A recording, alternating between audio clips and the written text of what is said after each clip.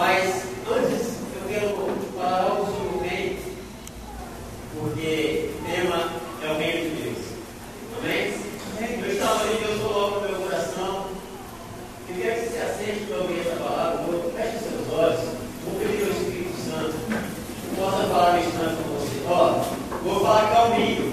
Mas diga para o seu irmão do lado, não dorme não. Não chama não. Amém? Pense esse sono. Feche seus olhos. Senhor, eu peço que o Senhor possa falar no coração dessa igreja, assim como o Senhor falou no meu coração, dentro desta palavra. Que o amor dos seus filhos aqui pelo reino do Senhor possa estar, Senhor Jesus, sendo esta noite como uma chama, uma lareira de fogo no coração desses crentes. Amém. Que o Senhor possa falar no seu coração em nome de Jesus. Antes de eu pregar sobre o tema, Deus me mostra algo ali, e Ele diz para falar à igreja o seguinte: que a pessoa está do seu lado, não importa quem você é, não importa quem você pensa que é, não importa o que Deus diz que você é. Eu perguntei, Senhor, mas o que significa isso? O Senhor me mostra alguns personagens da Bíblia que eles achavam que era. Paulo achava que era um homem zeloso daquilo que era a casa de Deus, que de fato ele era. Mas o Senhor diz a Ananias, quando vem orar por ele, vai lá e ora por ele, porque ele é o vaso escolhido desde o ventre da sua mãe. Eu escolhi, e ele vai saber o quanto terá que padecer pelo meu.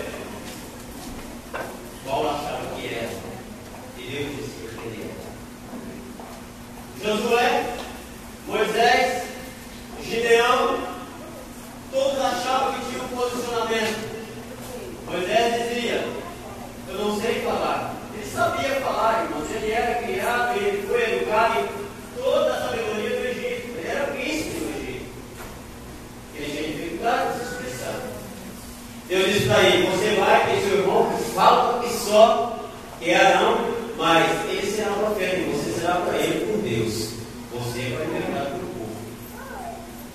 Josué, dentro do seu coração, Deus disse para ele: vai nessa tua força. Nem ele achava que tinha força, Deus disse: vai, seja forte, seja corajoso. Gideão, ali naquela revolta, quando ele tinha amigas, o Senhor me chama para ser o juiz de Israel, para vencer a batalha. Ele diz: eu sou, a minha família é a menor em Israel, e eu sou o menor na minha casa. O Senhor diz: vai, porque eu sou contigo. Amém? Quem você acha que você é? Eu quero te dizer quem aqui Deus acha que você é. Você é sacerdote santo. Você é eleito de Deus. Você é herdeiro de Deus e cordeiro por Cristo. Você é inimigo de Satanás. Você é a igreja do Senhor Jesus. Você é cidadão do céu. Essa que Deus está dizendo hoje. Não vive esse momento da sua vida como se fosse último, porque só o Senhor sabe. Amém? Deus está te chamando nesta noite para você participar do reino. Qual é o reino de Deus? Jesus, diante ali de Pilatos desesperado, diz para ele: você não vai se defender, não sabe que eu posso libertar você, eu posso mandar te crucificar. Ele diz: ei, meu reino não é deste mundo, meu reino não é daqui. Se fosse, os meus servos estariam me defendendo. Amém? E para o seu irmão: você é peregrino sobre essa terra, você não é daqui. O seu lugar é o reino dos céus. Jesus veio fazer a vontade do Pai. E qual é a vontade do Pai? Que todos conheçam a Deus, eu receba e seja salvo. Não a desejo do Senhor na morte do mundo. Amém? eu gostaria de deixar essa mensagem sobre o reino de Deus. Ele está vivo, eficaz e operante. Amém? Diga: vivo, eficaz e operante. Fica com medo aí de servir a Deus nesse tempo. Seja corajoso, seja definido. Ai, pastor, estou passando uma tribulação. Todos os grandes personagens da Bíblia passaram por tribulação. Todos. Jesus chama 12 homens. E em Atos dos Apóstolos, capítulo 4, nós encontramos o primeiro milagre realizado por João Pedro. E alguém foi questionar: o que vocês fizeram, como aconteceu? Aquele homem era um aleijado, não andava. E eles, vendo o milagre, ficaram abismados da eloquência de Pedro e de João. Sabe por quê? Porque o texto diz que eles eram indoutos e iletrados. Diga: Deus não precisa de pessoas com capacidade humana. Diga: Deus treina e envia. Amém? Quem quer ser treinado aí? Quem está preparado para ser treinado aí? Então diga para o seu irmão: agora vamos entrar no tema. Desça da sua montaria. Coloca o teu próximo sobre ela. Diga: desça da tua montaria. Coloca o teu próximo sobre ela. Amém? Você está confortável? Está sentindo nenhuma dor? Mas alguém está morrendo sem Jesus, precipitando-se em dores. Mas você é a luz do mundo. Amém. É pouco, irmão. Você é o sal para uma terra insípida, sem sabor. Deus te escolheu para você frutificar. Diga para o seu irmão: seja uma árvore frutífera. Porque senão você vai ser arrancado. Diga: servos. Amém? Vamos. Não sei se Israel conseguiu. Conseguiu, Israel? A palavra que nós vamos meditar nela hoje está no Evangelho de Lucas, capítulo 10, verso 25 em diante. Amém? Lucas, a partir de... Está legal o meu óculos aqui. Amém? Vamos ver e depois nós entramos na palavra. E eis que se levantou um certo doutor da lei, tentando e dizendo: mestre, que farei para herdar a vida eterna? Pergunta para o seu irmão: o que você vai fazer para herdar a vida eterna? O reino. O reino. Amém. E ele disse: que está escrito na lei? Como ler? Diga: Jesus é sábio. Com quem que Jesus estava conversando? Com o intérprete da lei. Uma pessoa que conhecia a lei. E ele disse para Jesus: como é que eu faço para herdar a vida? Jesus então volta a pergunta para ele: o que é que está escrito na lei? Ele diz o seguinte, e respondendo ele disse: amarás ao Senhor teu... Diga comigo: amarás ao Senhor teu Deus de todo o teu coração. Fala seu irmão aí e fala: você faz isso? E de toda a tua alma. O que é alma, irmãos? O que é alma? Vida. A palavra alma é vida. Amarás o Senhor com toda a tua vida. E de toda a tuas forças. Diga para o Senhor: se esforce para amar a Deus. E de todo o teu entendimento. E ao teu próximo como a ti mesmo. Agora o que Jesus vai dizer: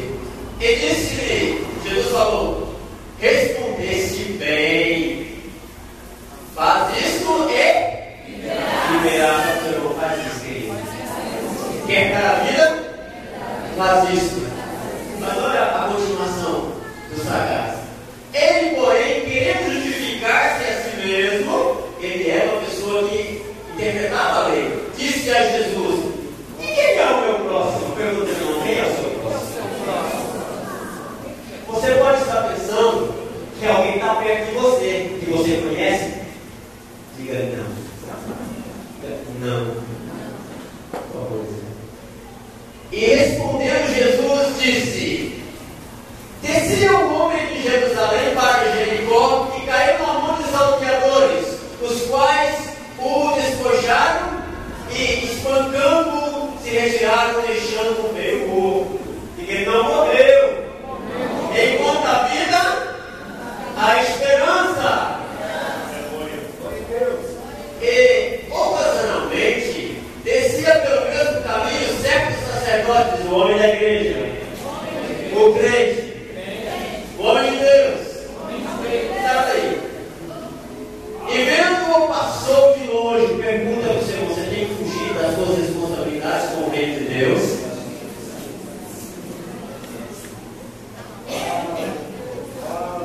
E de igual modo também o levita. Cadê os levitas do Senhor aí? Os diáconos, diaconisas, os pregadores, os ministros de louvor, são levitas. Passou de largo também. Tenho nada com isso. Não conheço. Não sei quem é. É o drogado? É o bêbado? É isso? É aquilo? Caçou com as próprias mãos? Eu não estou nem aí. Mas um samaritano, então vamos falar sobre o samaritano, queria de viagem. Você estava trabalhando. Não sei quem você estava trabalhando. Eu disse que ele estava trabalhando. Chegou ao pé dele e se aproximou. E vendo você, moveu-se de íntima compaixão. Quem aconteceu com aquele samaritano, irmãos? Diga que ele amou. Que ele teve misericórdia. Aí, ele aproximando-se, atou-lhe, atou-lhe as feridas, deitando-lhes azeite e vinho, e pondo-o a sua cavalgadura, levou-o a uma estalagem. Agora diga bem forte: e cuidou dele. E partindo no outro dia, isso quer dizer que ele passou a noite com aquele desconhecido. E partindo no outro dia, tirou 2 dinheiros e deu ao hospedeiro e disse-lhe: cuida dele. E tudo que mais gastares, eu te pagarei quando voltar. Eu vou ter uma peça. Pega o ferido, coloca sobre ele e leva para um lugar seguro. E protege ele. E pague por ele.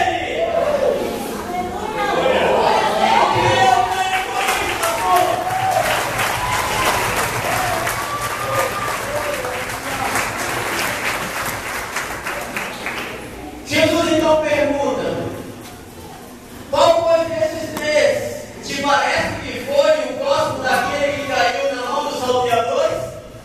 O homem que conhece a lei, ele diz: o que usou de misericórdia para com ele, disse, pois Jesus: vai e faz da mesma maneira.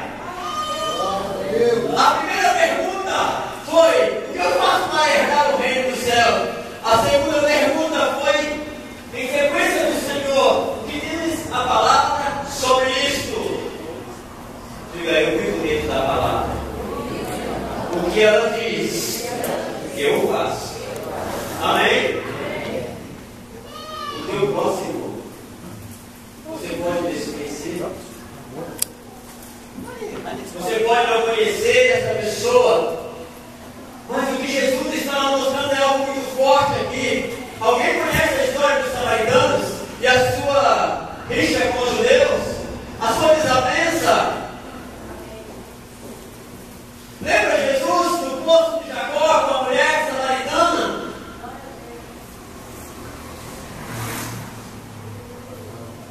Os samaritanos não se davam com os judeus porque eles tinham uma rixa religiosa e também política.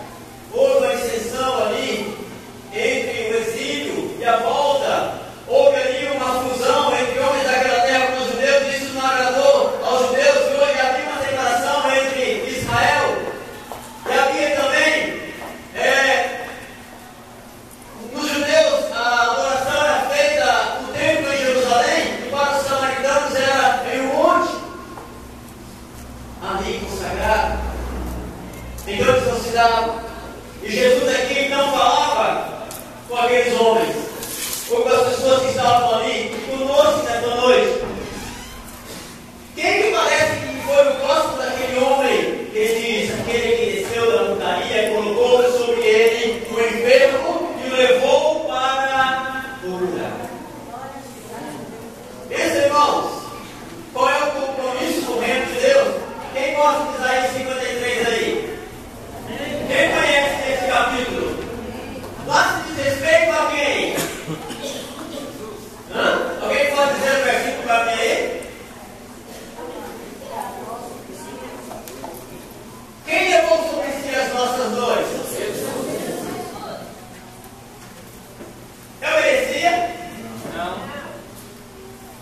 Jesus diz assim: eu vou voltar para o meu Pai, para ele, agora que ele sentiu antes de todas as coisas existirem, que a Bíblia diz que tudo que existe foi feito para ele, por ele, nada que foi feito sem ele se fez. Mas ele despiu-se de si mesmo e veio para pagar o preço de redenção por alguém merecedor, porque a palavra graça quer dizer que é dada a alguém que não merece coisa alguma. Do contrário, não seria favor, seria pagamento. Amém? O que Jesus dizia a respeito do reino de Deus? Eu vim fazer a vontade do meu Pai. Quando ele chama 12 discípulos, ele coloca sobre eles a responsabilidade. Depois que eles aprenderam, Jesus os ensinou, chamou homens que não tinham capacidade. Mas Jesus conhecia o coração deles. Pedro, quando ele se lançava a falar alguma coisa, dá-nos a impressão que ele era uma pessoa sem nexo, ele era uma pessoa que não se continha, mas Pedro falava com o coração aberto. Quando ele disse para Jesus: eu vou defender o corpo contigo, ele estava falando a verdade, porque a primeira coisa que ele fez foi pegar a espada para defender Jesus quando ele estava sendo preso. Foi ou não foi? Depois ele arrependeu, depois ele aceitou.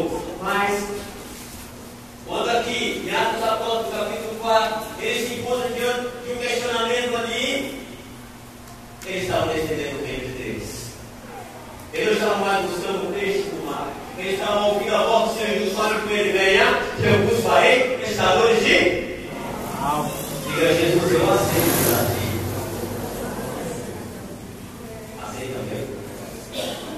Quem aceita o desafio aí, pensa bem, levanta a mão. Quem quer morar no céu? Baixa a mão. Quem quer morar no inferno?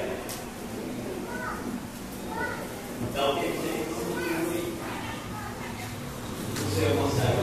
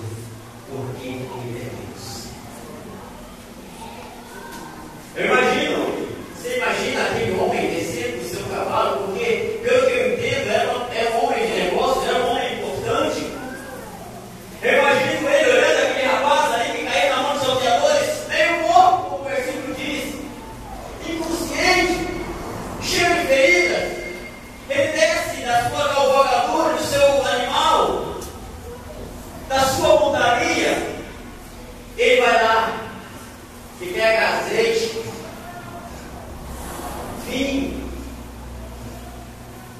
Como é que se cuida de uma pessoa enferma? O que essa pessoa está passando?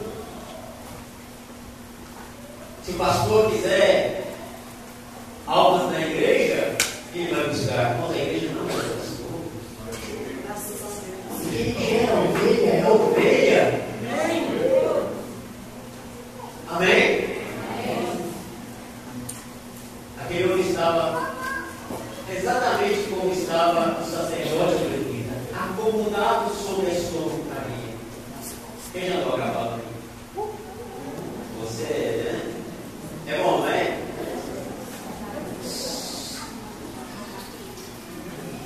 Aquele homem estava viajando. E ele olhou, ele não teve nenhuma dificuldade, ele não ficou pensando o que eu faço. Você quer ir para a igreja? Vai, a igreja está lá com a porta aberta. Essa pessoa está ferida, está magoada, crente magoado dele, viu? Pastores podem ter magoado dele, ele pode ter sido uma pessoa judiada por questões religiosas, e agora você precisa trabalhar naquelas feridas. Foi mesmo você que Deus escolheu para isso. Porque o judeu, abre uma aspa aí bem grande, irmão. Não estou falando mal dos judeus, não. Eles são as primícias do Senhor. Eu estou dizendo em relação à história. O judeu vai copiar, ele vai voltar para trás e vai dizer: eu não entro na casa de um samaritano, eu não entro na casa deste homem, eu não entro nessa casa porque ele mora uma prostituta, eu não entro. Eu vim para aqueles que são injustiçados.